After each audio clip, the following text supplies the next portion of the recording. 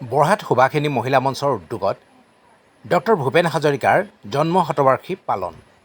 বৰহাট সুভাষিনী মহিলা মঞ্চৰ উদ্যোগত বৰহাট ক্লাবৰ সমীপত সুধাকণ্ঠ ডক্টৰ ভূপেন হাজৰিকাৰ জন্ম শতবাৰ্ষিকী পালন কৰা হয়।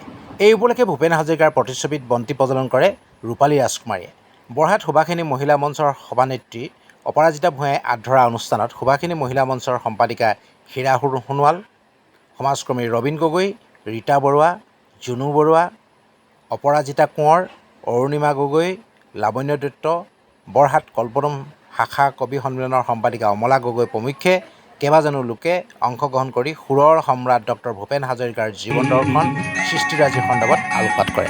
অসমী আইৰো কহি গুণৰো নাই শেষ, ভাৰতৰে পূৰ্ব দিশৰ সূৰ্য উঠা দেশ।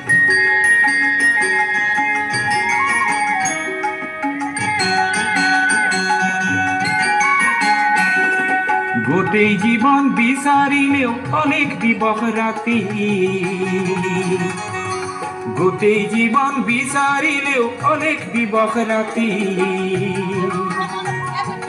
অসম দেশৰ দৰে নেপাওঁ ইমান মাত কৰোঁ,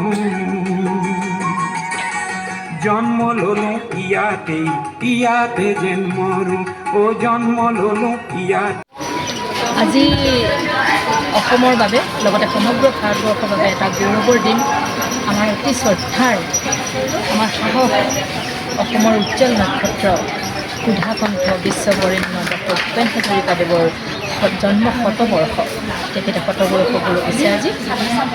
তেখেত আমাৰ মাজত সুশৰীৰে নাই যদিও, কায়িকভাৱে নাই, কিন্তু আত্মাৰে সৈতে প্ৰত্যেক মানুহৰ অন্তৰত হৃদয়ে হৃদয়ে তেখেত জীৱিত হৈ আছে আৰু সদায় চিৰকাল থাকিব।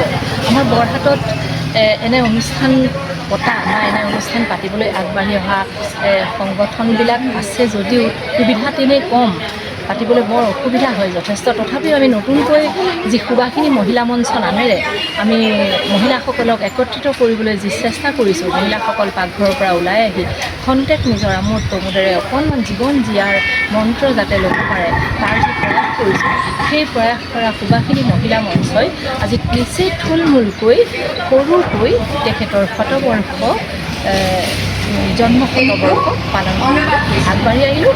আৰু সেই জন্ম শতবৰ্ষ পাতিবলৈ যাওঁতে যিমানখিনি কৰিব লাগিছিল তাৰ আমি ক্ষুদ্ৰতমো কৰিব পৰা নাই। তথাপিও আমি এক প্ৰচেষ্টাৰে আগবাঢ়িলোঁ। ভৱিষ্যতলৈ হয়তো আমি ইয়াতকৈ আৰু ভালকৈ পাতিব পাৰিম বুলি আশাবাদী।